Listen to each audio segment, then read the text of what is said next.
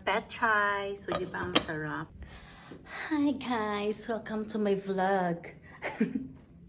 Vlog. Kasi wala tayong ibang magawa, no? Wala tayong content. So, ito lang ang ating gagawin guys for today's video.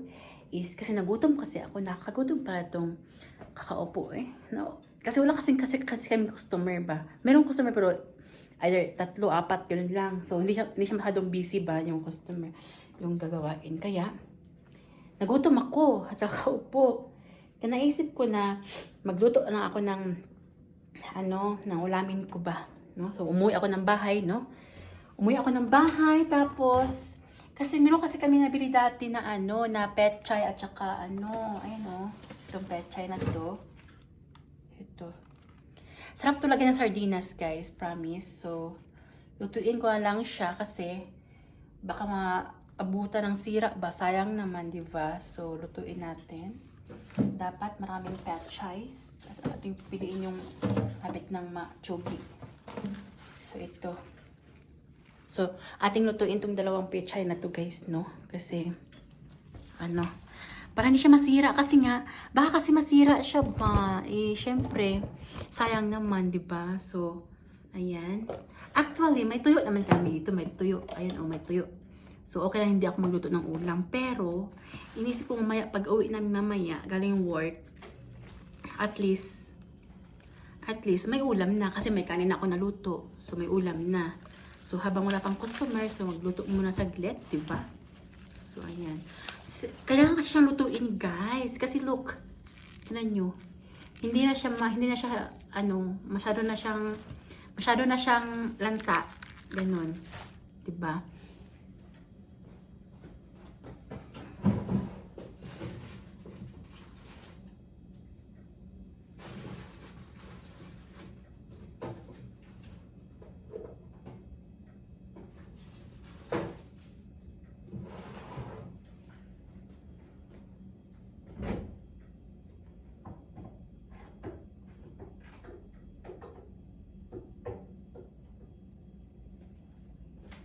So, heto. Heto ang ating pangsahog. Diba? Tsaka tingnan niyo ang aming sibuyas. Hala, inuud siya. Yung aming sibuyas, so paano na? Namulaklak na. Hindi ko ba alam bakit. Eh, matagal na kasi yan ba? Kaya hindi naman hindi ko na... Matagal na yung sibuyas na yan. Hindi ko na...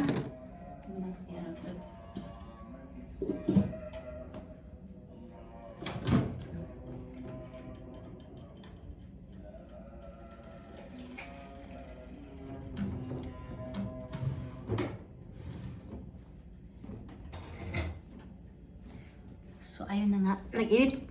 Yung kawali ko, mainit na. Kaya ating madaliin to ang ating ginawa kasi yung kasamahan ko doon, iniiwan ko ba. Mga ganitong kasing lutuin, mga lang to. Pucho-puchong lutuin lang to. Saglit lang to lutuin. Kaya, ayan. Kasi, nagutom talaga ako. Kakaano ba. Kasi, alam niyo yung mas gustuhin ko talaga na, maraming either busy sa mga customer, entertain. Kasi nga, nawala yung antok ko at saka, in fairness, makakalimutan ko yung oras. Promise. Sa ganitong sitwasyon na ang daming sa ganitong sitwasyon walang masyadong customer, nakakaantok, promise. Kasi naman sa inuupo ko doon, malapit lang yung accommodation namin dito sa aming trabahoan. Di uwi na ako saglit. Diba? Atis man lang. Kahit pipeno. May ako. So, maglagay ako ng luya, guys. Kasi masarap kasi siya may luya. Diba? So, unahin ko muna tong mga gisahin tong sardinas. Tapos bago ko lagay itong natin. So, ako kasi guys, gusto ko may luya sa mga lutuin kasi ang bango. Diba? Ang bango. Tsaka masarap siya ba? Masarap siya sa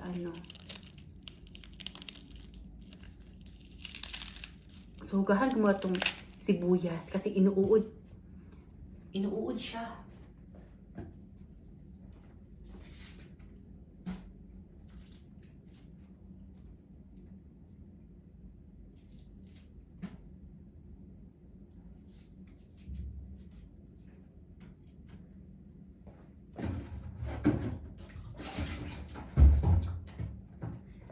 yung sibuyas guys, kaya siya inuud kasi matagal na, yung wala pa kasi kaming ref, matagal nakastock sa ano, sa ilalim ng cabinet. Kasi wala kaming ref dati, bago lang yung kasing ref na yun eh. Nirequest ko yan sa amo ko yung ref kasi nga, ano, tawag doon. Ang hirap kasi, malayo kasi ang bilihan dito ng mga pagkain. Kaya sabi ko sa amo ko na kung pwede, baka may alam ka na ano, na murang bintahan ng mga ref. Bilhan mo naman kami kasi kailangan tayo namin ng ref, sabi ko. Kahit walang aircon, basta may ref lang kasi kami, sabi ko ganun. Kasi, ang hirap na walang imbaka ng pagkain, lalo at ganito ang ano, sitwasyon, yung malayo sa pag ano. Kasi ang layo namin sa ano, ang layo namin sa bilihan guys, promise. Mga bilihan ng mga Pinoy. Or, not Pinoy, mga bilihan ng mga pagkain talaga. Ang layo namin. Sobrang layo. Kaya, mas better talaga na may ref kasi pag pupunta kami doon sa ano, at least maramihan na yung binibili namin. Tapos, ini-inbox na lang namin sa ref, diba? So, buti na lang talaga may nahanap yung amo ko. Kaya, ayun, bless ako kasi may naano siya. So, ay, bilat. So, halika atin na ilunod yung ating ano, no? Ayan. So, nakapalit ako ng kawali. So, let's fry this one. Ayan. So, pag ako guys, inuuna ko talaga yung ano, inuuna ko talaga yung bawang kasi masarap yung bawang. Medyo maluto yung bawang.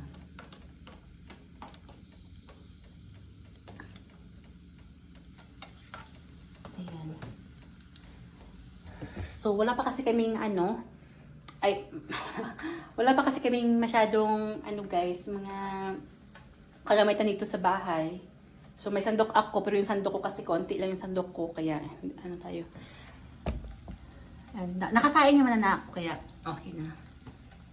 Next is itong luya at saka sibuyas. Diba?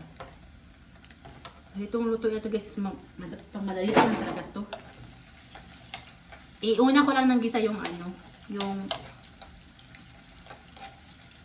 itong sardinas. Wala ko lang siya gisa para at man lang lutong-luto talaga siya, no? Tapos, pag lagay ito, huwag mo itapon kasi ating gawin, ano yan, ating lagyan ng sabaw yan.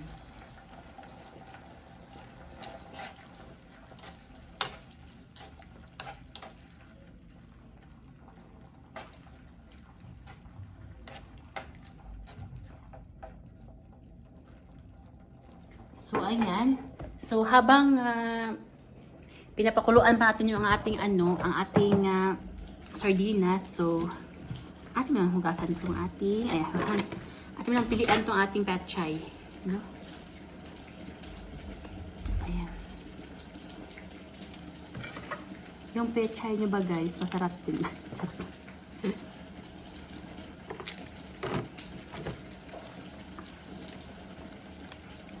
So, actually, okay naman talaga ng mga dahon kasi nagkukulay dilaw lang siya dahil ano, yun nga, paano na siya, pasira na siya. At saka sayang naman, so atin na lang isama. Pinipilian ko lang ito guys, kasi may mga orange ba? Alam niyo mga orange? Mga oats. Uy, usong-usong ko sa amin sa probinsya guys. Pag magitong ulam, ang sarap na kaya sa amin. Promise. Ang sarap na sa feeling magito kang ulam. Promise. Alam niyo sa probinsya, di ba? Maraming mga gulay na mura, ganun.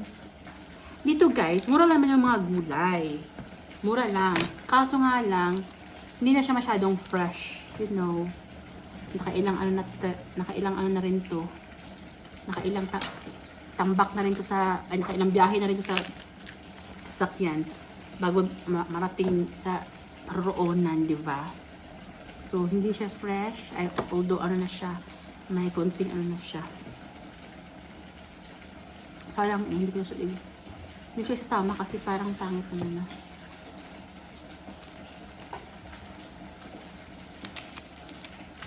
Ayan. So, maliit lang ang ating ano, huwasak ko na maayos to.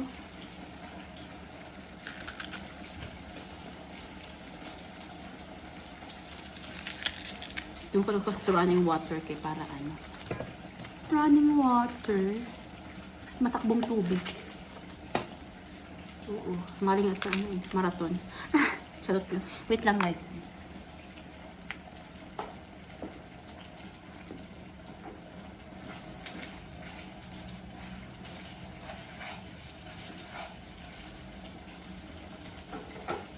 So ayan. Atin na lagyan ng tubig yung ating ano guys. Ating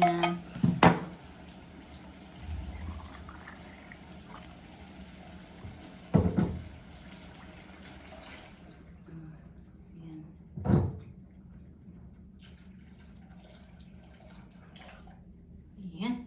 Tapos, natin na. Magano na tayo na.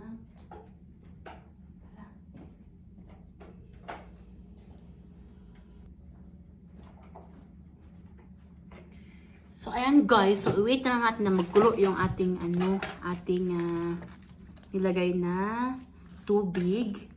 Tapos, para ano na, para atin na ilagay yung ating pechay.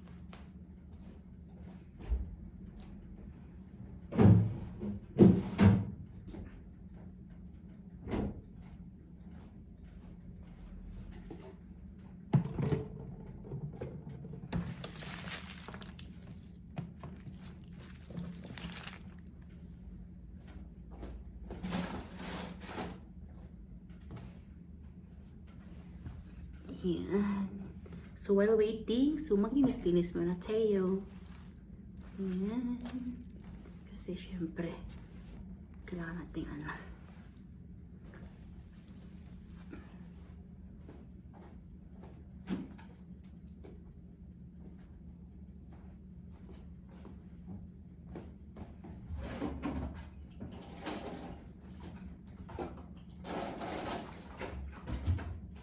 So, ayan na guys, medyo malapit nang kumulo ang ating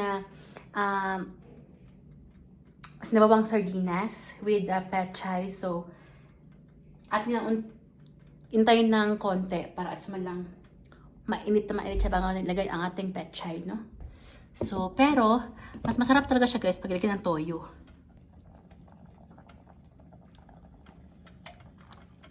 Ayan, pampakulay lang kumbaga. Tapos, atin ang timplahan ng asin. Ganon. Konting asin, konting betchin. Ganon. Para at lang. Saka paminta, syempre. Konti lang. Ayan. Tapos, sa ganitong luto lang ako marunong guys magluto. Pero, sa mga ano-ano, mga luto na ng pampambugang bongga, no, hindi. Ito lang, sa ito luto, yung pang simplihang luto na ako, kaya ako marunong. Ayan. Tapos, syempre, ating hahaluin ng konti, ganun. Para matikman natin kung ano ang lasa. Diba?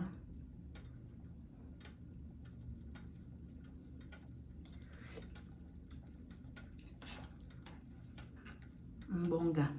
Pero need pa natin ng konting asin.